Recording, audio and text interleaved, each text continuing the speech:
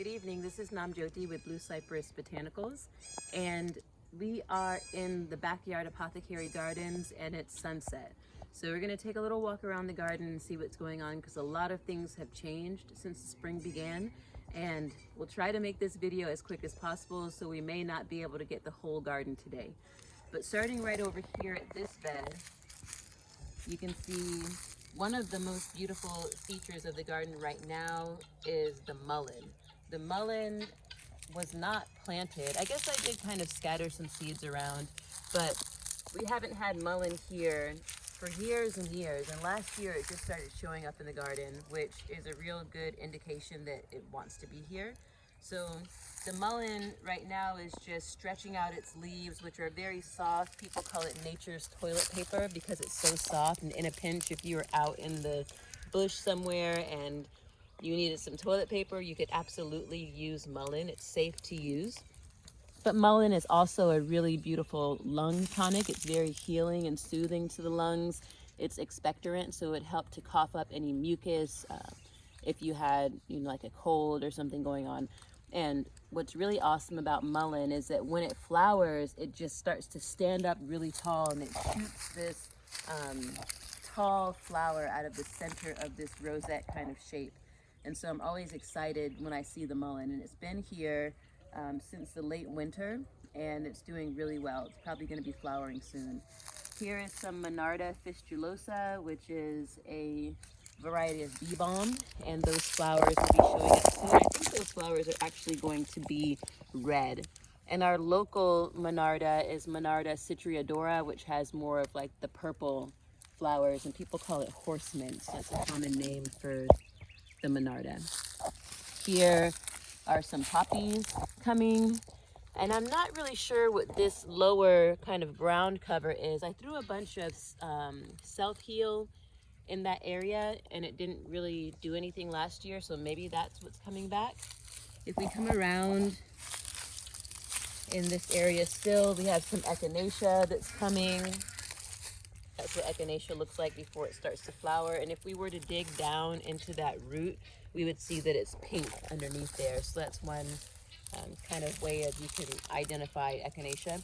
This is some yarrow that I grew from seed in the winter. I grew it inside, and I'm really proud of this yarrow because I have had such a hard time growing it from seed in the past. Some pink evening primrose, a very gentle feminine medicine that grows wild here in the Texas Hill Country. So I didn't plant that, it just kind of popped up, which is really nice to see. We come on around. These tall, kind of silvery leaves are blue cornflower, and I wanted to plant the blue cornflowers so that I could add a really pretty blue touch to some of my tea blends. So we'll see how that goes. If you look inside, you can see a bunch of Russian sage is coming back. There's one here, one there, and a couple more as you go across. Down here, the calendula is coming back, and that's this plant here. Calendula has those bright yellow sunny flowers. It's so good for the skin, so good for the eyes, good wound medicine calendula is. And it died back after that big freeze that we had, but it's all, you can see calendula is popping up in a lot of different areas. And a lot of little things are still kind of making their way back in this bed. I think that maybe this looks and feels like borage. Borage is really scratchy, and I'll show you some bigger borage plants as we go around. So come on around the circle. Here's some more Monarda that's popping up, and I think this is also probably Monarda Fistulosa because I planted it here last year. Another little, oh, that's not yarrow. I don't know what that is. We'll see as it gets bigger. As we come on over to this bed, this is a new bed that we just set up. There are inchworms, if you can see. I don't know if you can see that in the camera, but inchworms are falling from the sky by the thousands out here right now. And the chickens are in heaven. They're feasting on these inchworms. But here is the Empress Tree, which has grown exponentially since the spring has started. And the Empress Tree, some people call it the Foxglove tree because the flowers, when it comes into bloom, look kind of like foxglove. but the Empress Tree has been known to grow up to 15 feet in a single season. And I can really see how that could happen because it's taken off just since the spring has started. Over here, we threw a bunch of other various flower seeds, and we really just broadcasted everything, so we'll see what grows. It's nice when we have surprises. All right, coming on over here. Trying not to get the compost pile in the video because the compost pile is such a mess right now, and we do turn it, but it's in that process where it's already been turned, and a bunch of eggs. I guess we could show it now that we're talking about it. A bunch of the eggshells from, I probably go through like 24 eggs a day. And so the eggshells get thrown out here, and they've kind of landed on top, but we will come out and turn that eventually. Over here we have Artemisia Ludoviciana, our local, it grows wild, this mugwort, but this I planted here.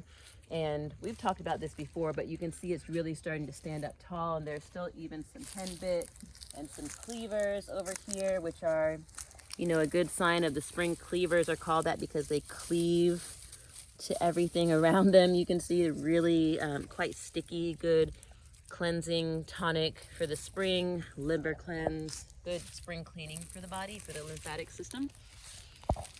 And all in this bed, we have some fava beans and tomato plants. We planted a lot of tomatoes from seed, and I'm not sure if they're all gonna have a very vigorous growing and fruiting season because a lot of them did get cold. And here in Texas, it's like, don't let your tomatoes get cold. If your tomatoes get cold, then you won't have good fruit. And when we had that freeze, a lot of these babies were inside because we started them from seed, and so they got cold. So we're not really sure how much fruit we'll have, but we'll just see what happens. Over here, you can hear the guinea hens.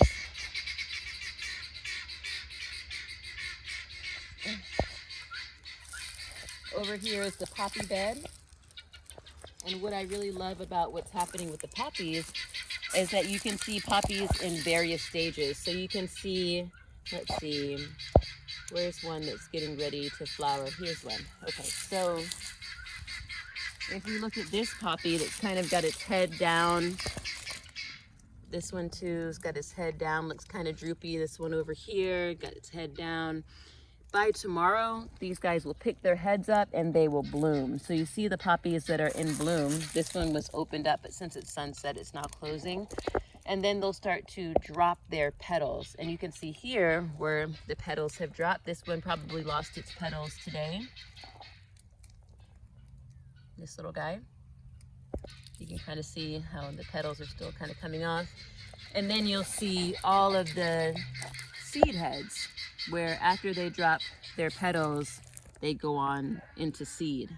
And so I love just the state that this bed is in right now because you can just see the life cycle of the poppies. Over here we have, these are all onions that we planted in the fall. And then we have a blackberry bush that we moved actually last spring, and it died back, and then it overwintered, and you can even see here that we have some flowers coming. This is really, really pokey. I think it's an Apache blackberry bush, but it has all these thorns on it, but it's getting ready to flower, and then the berries will come. So I'm pretty excited to have some blackberries if we can get to them in time before the squirrels do. The guineas are just sounding the alarm. Whenever something is different or unusual, then the guineas feel like they need to let everybody know. So they're probably doing that because they're beyond the fence. They know it's time to go to bed, and they're running through the forest trying to get back over to where all of the other flock is. Anyway, these are scarlet runner beans that have just, you can see this one just started to climb the trellis. It's looking really beautiful and healthy. On over here we have more tomatoes and fava beans.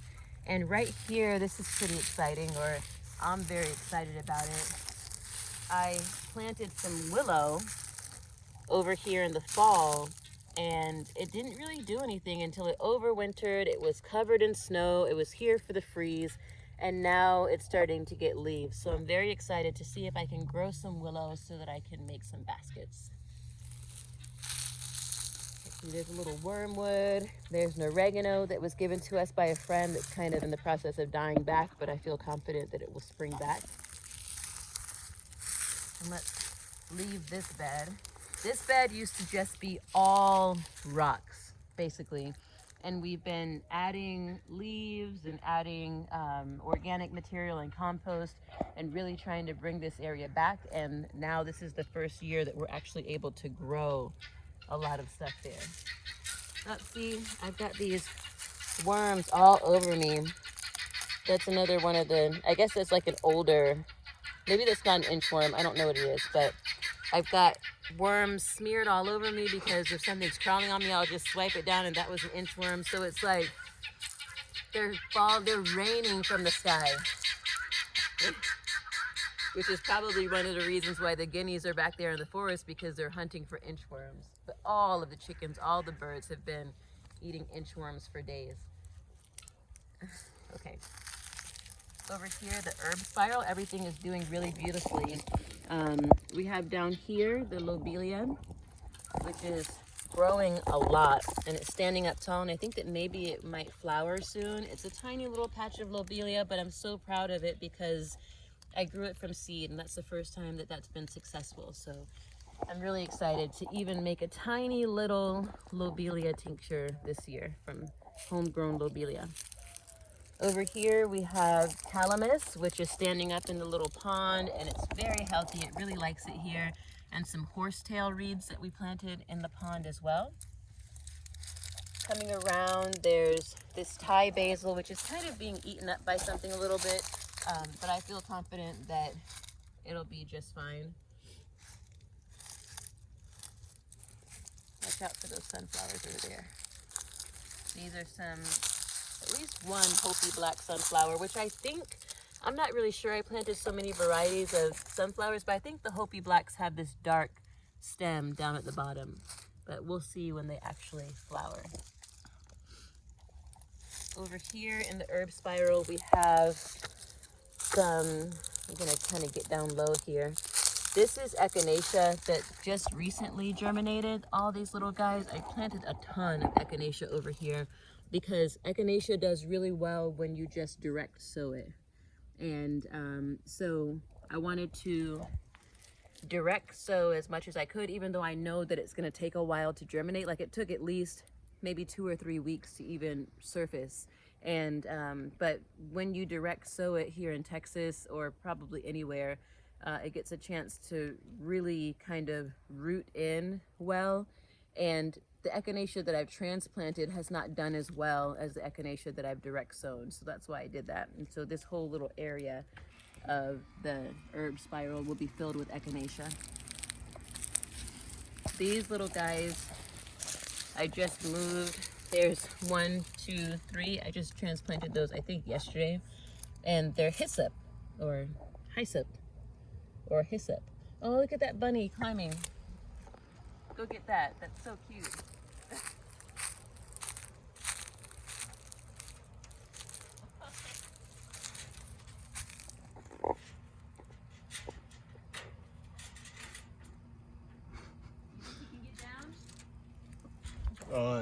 I don't know why he's climbing this. Oh, look, he's climbing down. He's climbing down. That was so cute. Okay.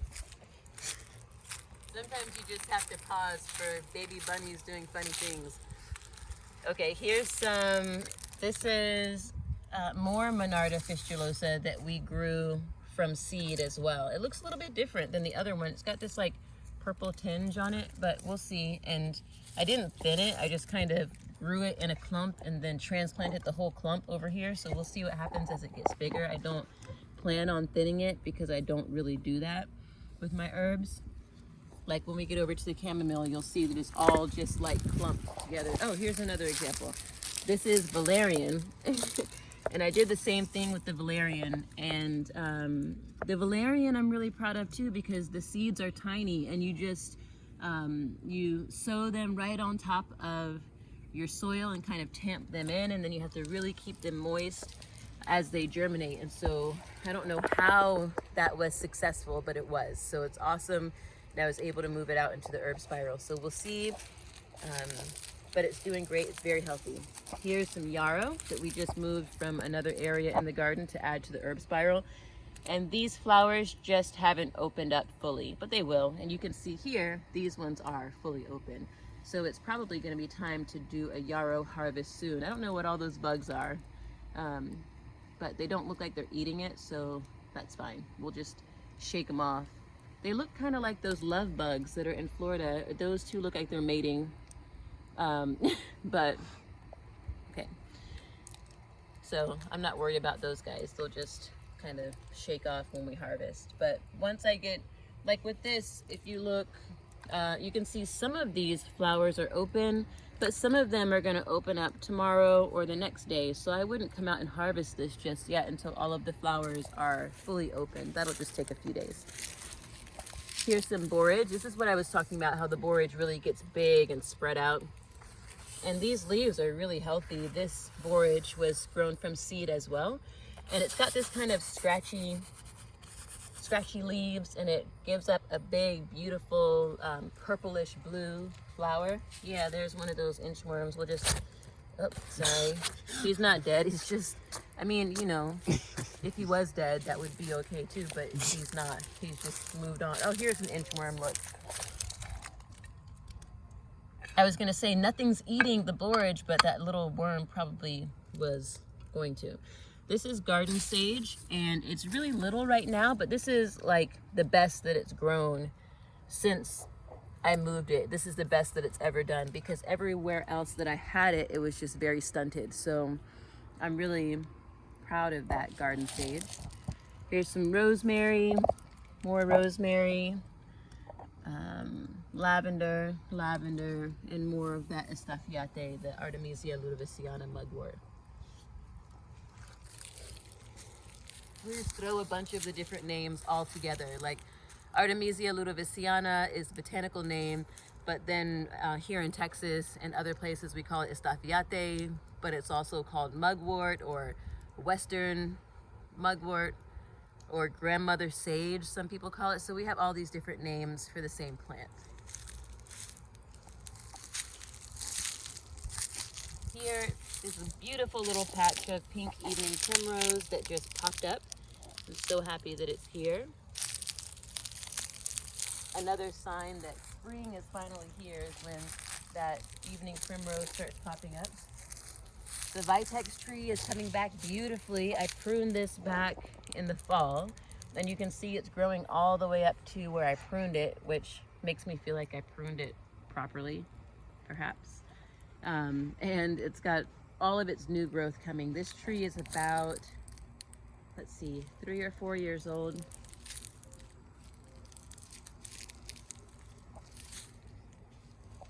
This little tree I just transplanted. It's a little kratom tree because I wanted to see if I could grow it, because the kava is doing so well. And it's another one of those tropical type of plants.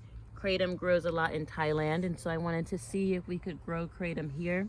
It overwintered and then it dropped all of its leaves, so I put it in the ground just to see if it'll get its leaves back. But it's kind of an experiment, so we'll see what happens with that. More little row of poppies over here getting ready to bloom. You see they've got their heads down. Oh, there's henbane.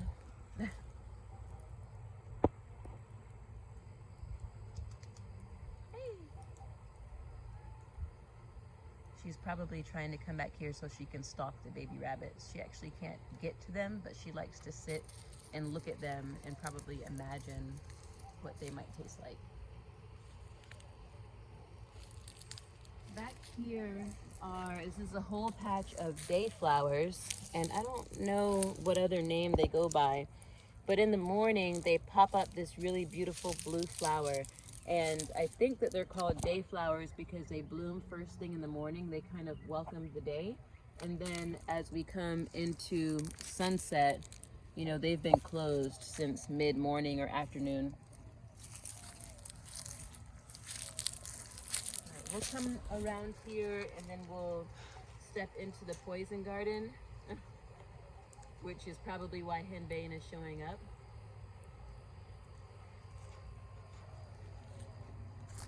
And then we've got to go and put the animals up. So all these little inchworms, they have all their little, it's almost like spider webs just all over you. This is a hydrangea, maybe? Oak leaf hydrangea. Yes, oak leaf hydrangea. And it makes a really beautiful print on fabric for eco printing. And so I found that out by surprise. And it also has really beautiful flowers, which is why I brought it home.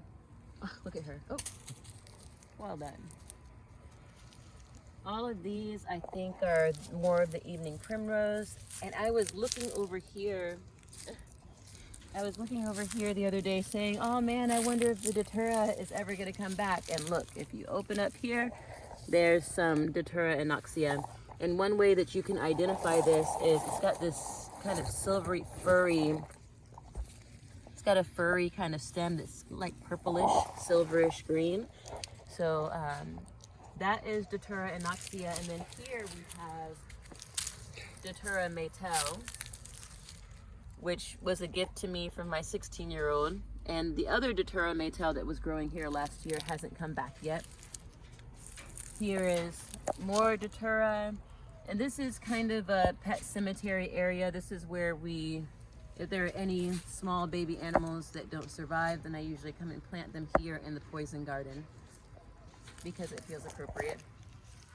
All of this is more calendula. This is St. John's wort, which I'm excited to see if that will flower this year. I got that from Lone Star Nursery out here in Texas. More beautiful, beautiful mullein, which has got some kind of bugs in there, but seems to be doing okay with them. I love how silvery this one is in the middle. This is Passiflora caerulea. It's that bluish white passion vine. You know, there's over like 550 species of passion vine, which is crazy. So many different passion vines. Here's another bed of burdock. The burdock did so great here last year that I wanted to try to plant more. And this soil is really kind of loose. It's between the roots of this big circle of oak trees. And so it's really easy for me to harvest that burdock root in the fall. This is some kind of vine. I've been calling it frog fairy vine. Looks like fig ivy. It is fig ivy. Dang, okay. So this is fig ivy and it's gonna climb this vertical trellis. There's another Datura Maytel in here, right over here in this area, and we'll see if it pops up a little pup. But that's where the Datura Maytel was last year. And we're almost done. This is kind of where the Datura begins, and we kind of curve around here is the poison garden back here. Let's see, we've got also some comfrey back here, which is not poisonous, but it grows really well under this oak tree.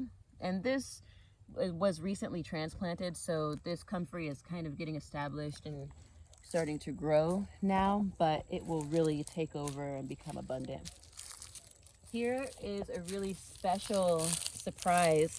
And in my stories, I was asking, can you tell me who this is? This is Foxglove.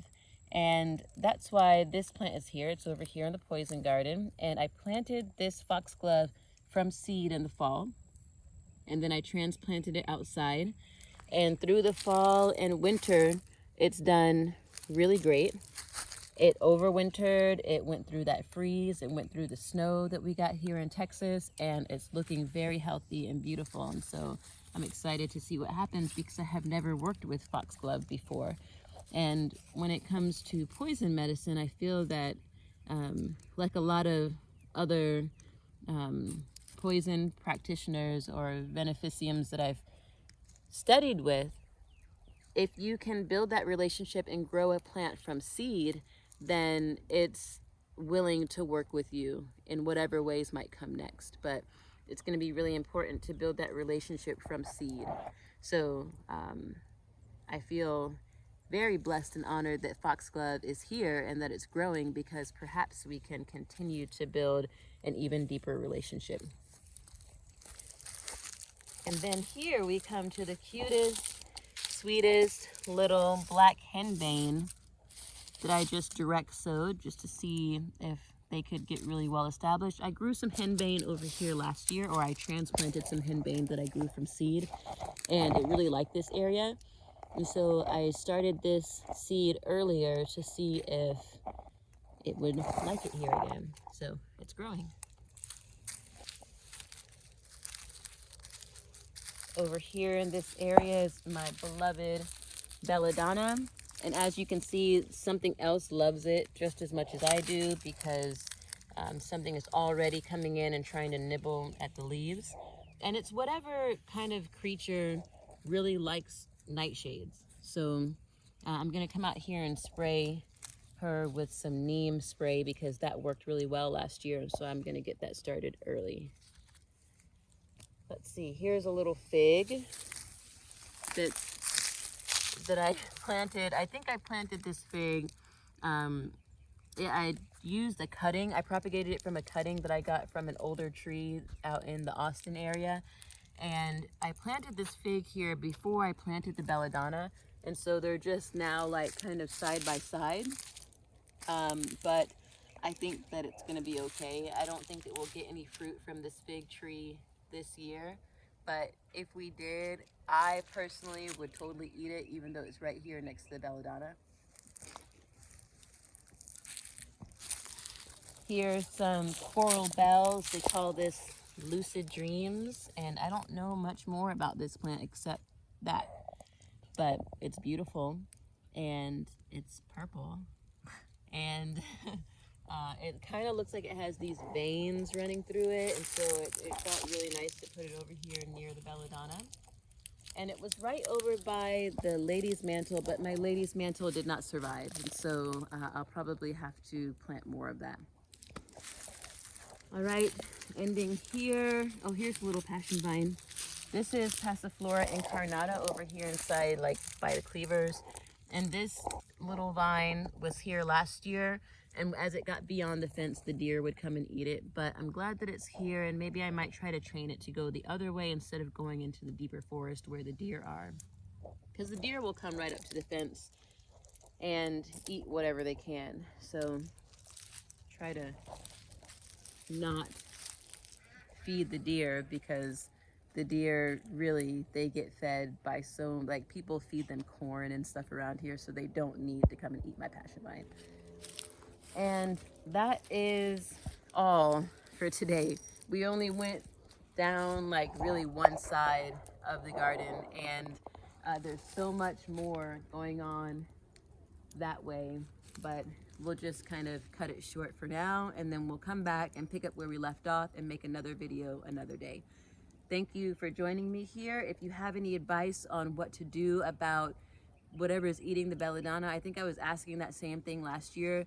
We've tried diatomaceous earth, and that worked okay. We've tried that neem spray, which worked pretty well. And then we have another neem spray that's called bond neem, which you can actually use in organic gardening. So that works really well too, if you have any other suggestions. And oh, one last thing, one last little plant here. This is the mimosa tree, which I'm so happy that it survived the freeze, because I planted 2 of them and only one survived.